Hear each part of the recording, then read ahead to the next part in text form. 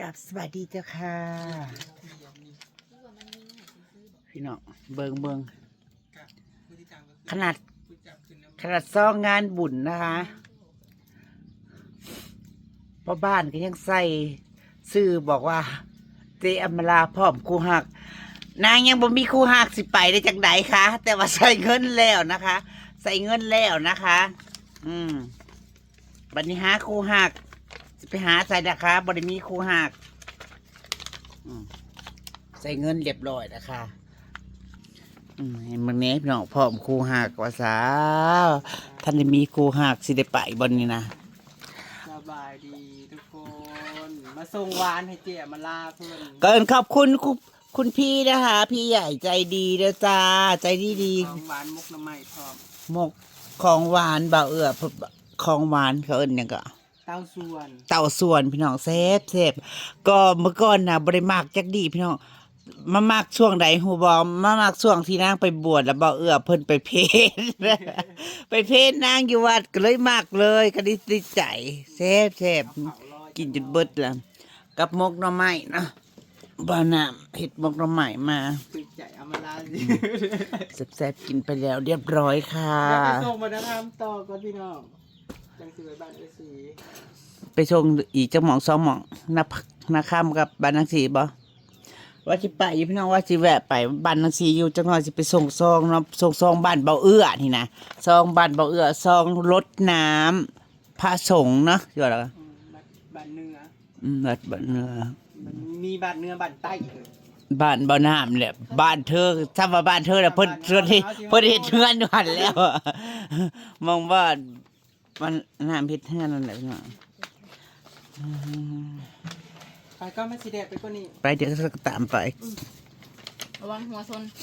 นี่เรื่องของเรื่องนั่นเงินใช่นะมันหลายโพดแล้วมันมีแต่ใบคุยแล้วว่าอยากไปเอาเงินนางแสงใช่ใบแสน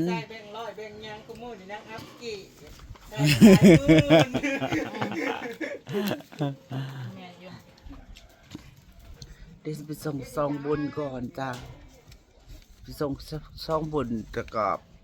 ไปส่งพระเลยผูกแขนนี่เนาะส่งเอ้ยป้าไปส่งซองนั่นไม่ใหญ่ป้าเมื่อนี้เขาไปส่งซองบุญกับไม่ใหญ่ป้าเขาบอกว่าจังไดอำมาลาพร้อมคู่หักไปหาคู่หักใส่เนาะบัดนี้เนาะฮะพร้อมคู่หักซองงานบุญว่าเป็นช่องงานแต่งช่องงานบุญว่าเป็นช่องงานแต่งไปนำบ่ไปนำไม่ใหญ่บ่เฮ้อไปบ่จ้าไปบ่จ้าไปบ่เฮ้อไปบ่ทางอยากบีหายบีห้องทางอยากบีหายบีห้องไปพวกกระจุกเข้าไปในหัวไปปลาได้เย็นเขาสิชงแล้วจากเสียงบลุมแล้วเอ้ยบ๊ายบายสาธุคอยเป็นบุคคลไปแล้วนะมาถึงสงพระ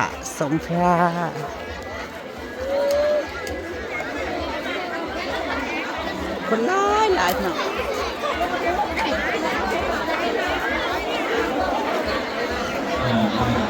นี่นะหมอส่งพระนะพระก็จะอยู่ข้างในตรงนี้นะคนก็จะส่งตรงนี้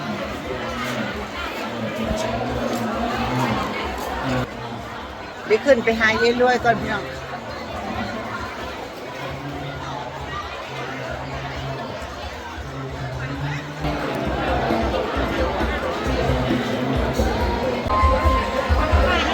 หลังจากสันเขาแล้วก็สิได้แห่นะพี่น้องแห่อ้อมนี่มองทรงนักฐานเข้ามาเบิ่งก่อนนี่ประมาณนี้แหละจ้ะมีโรงทานเด้พี่น้องมีโรงทานน้ำเนาะมีโรงทานน้ำแล้วก็มีโรงทานไอติมโรงทานน้ำจะพูดโรงทานน้ำ ได้จอกจักโลก ลงทานไอติมว่าจะจอกทานไอติมนะ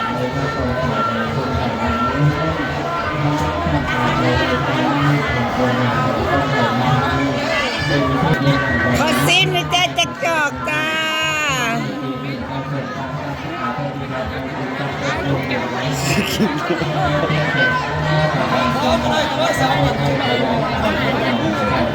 โอ้ยนางงามเพราะมันในพระที่พันอยู่ในจุดระบุโอ้กูใส่บาทไปแล้วแปลวในบาทไปขอบคุณค่ะขอให้สวยวันสวยคืนนะร่ำร่ำรวยๆได้กินนะพี่น้องปนันจะมาเผามาแต่ว่าท่านเฟสจุดระบายแล้วจุดระบาย2แล้วพี่น้องมาท่านได้แห่ฉันเนาะแล้วก็สิได้แห่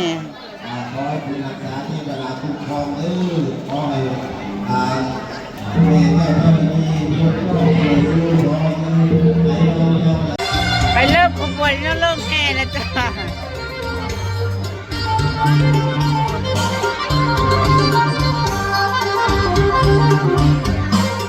อ๋อมาทางนี้มาทางนี้เอาตรงขาทั้งบน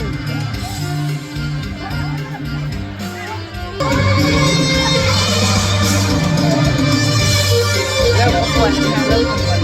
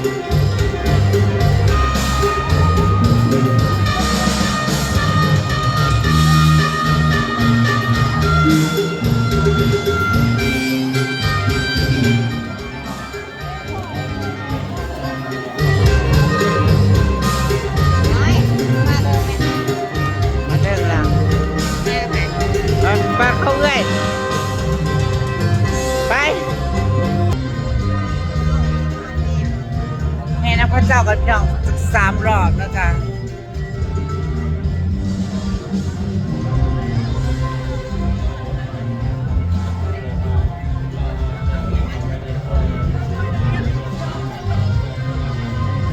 อันก็เคยมาเลยพี่น้อง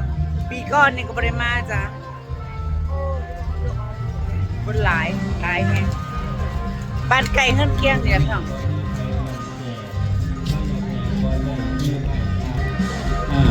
คนนี้แม่นบ่แม่นของไทยไปบ่ทักบ่ไปก็แม่นเขาลองเพิ่นนั่นเนาะคือจังเฮากินเก่าเฮากินแล้วก็อิ่มมันบ่ไปอิ่มของเขานั่นผู้บ่กินคนแบ่งกันปันบ่ได้มาพวกบารมีภายหลังจังได้เวียนมาพอนั่นเป็นยังว่าเนาะมันเป็นบุญเก่าเฮาคนเดียวสร้างไว้จังได้เวียนมาพวกเฮาบ่พัฒนาเฮาให้พอ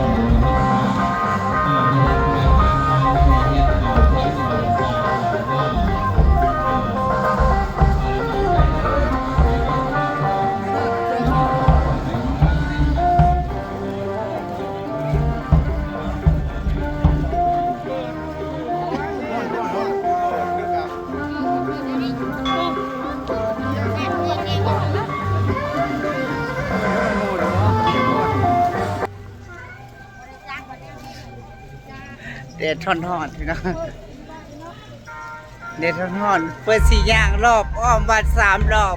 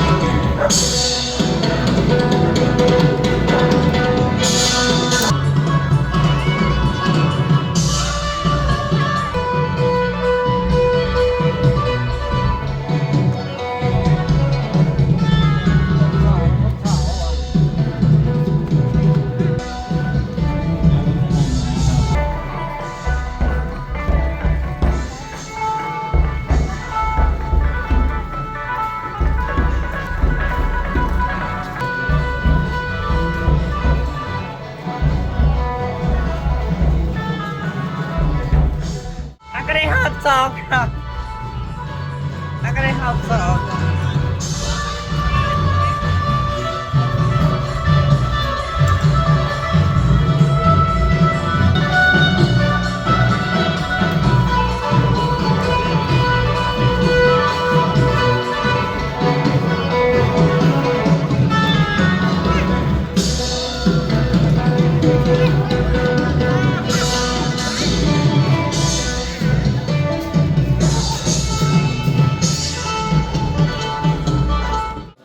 อาเจือว่าก็จะส่งส่งยาทานก่อนอยู่ข้างในเนาะอาจัวส่งก่อนอาจัวเนี่ยครูหลังจากนั้นก็จะเป็นพอกไปออก มีปัญหามีบางสิ่งที่เทียบไส้อยู่ข้างนอกขอบูชาแล้วก็จะคอยชมเขาแล้วคนแล้วเพิ่นก่อน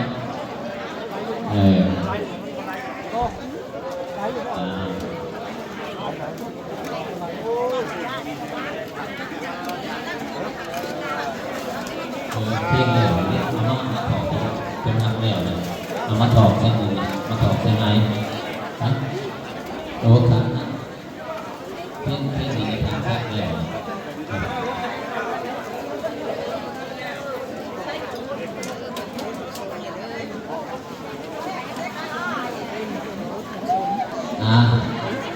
เพิ่งแล้วเนาะเอาเท้าเขาบูชาบูชาถ้าใครจะนี่จะทำให้น้ำจะปีมาตามชมมาปรารถนาของเขาอธิษฐานเอาเนาะก็อายุสุขกินเย็นก็อาจจะเริ่มเรื่องครอบครัวมีความสุขมีความทุกข์นะปรารถนาเอาเนาะบูชาบูชาเนาะ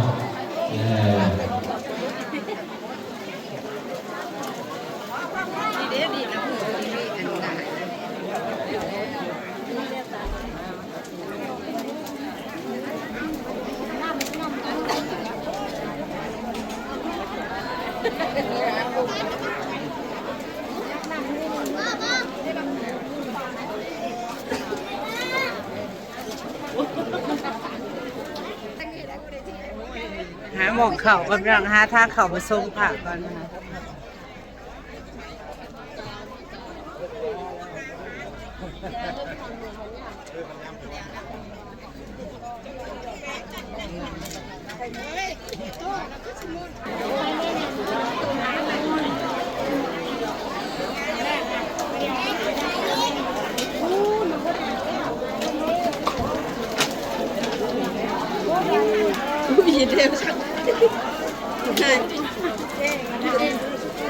ลูกหลานขอส่งในเด้อ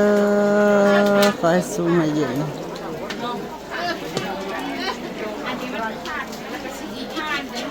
อาให้อาเพียอาเฮาสมเด็จอย่าเด้ออย่าเวลาใส่ยาเด้อใส่ยาเด้อเนาะถ้ามีมันเข้ามาถูกในทางต่อเนี่ยเราจะมาเข้าถูก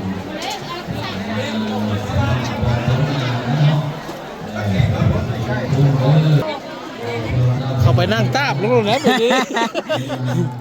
เอาน้ำหอมก่อนพี่น้องเอ้ยอันน้ำหอมที่เขาส่งผ่าละ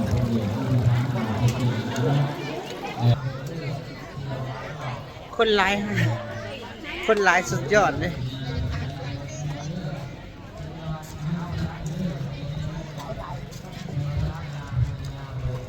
3-4 หมู่บ้านมารวมตัวกันอยู่นี่พี่น้องจากบ้านมานางมาบอกไกลดอกประมาณกิโลหนึ่งจ้ะ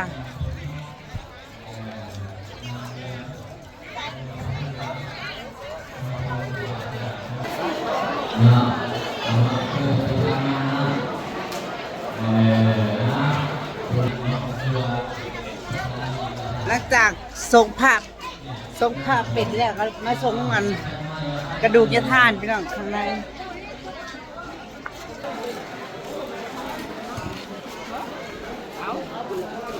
มันยาแล้วเหลวเลยเด้คื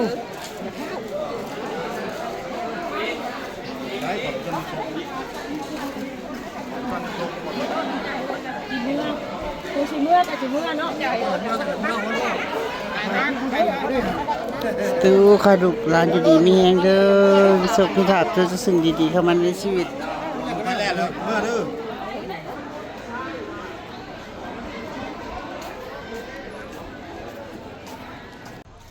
เราส่งใบซิมกันพี่น้องตู้ขดุกอยู่เย็นเป็นสุข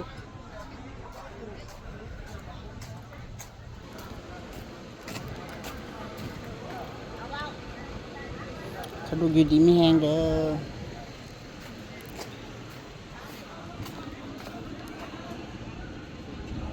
ขดุกอยู่ลมสุขเย็น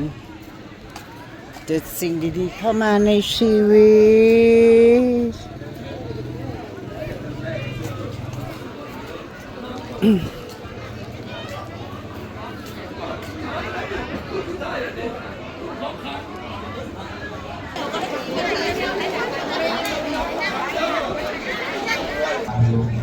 นางกสิริเมื่อได้ขึ้นก่อนพี่น้องจ๋ามาถึงนี่สิบลาพาจากกันแล้วจ้าเกินก็พูดคอมเมนต์ขอบคุณทุกกำลังใจจ้าโดยสบายดีเจ้าส่งแล้วพระเจ้าก็เริ่มแยกย้ายกระเป๋า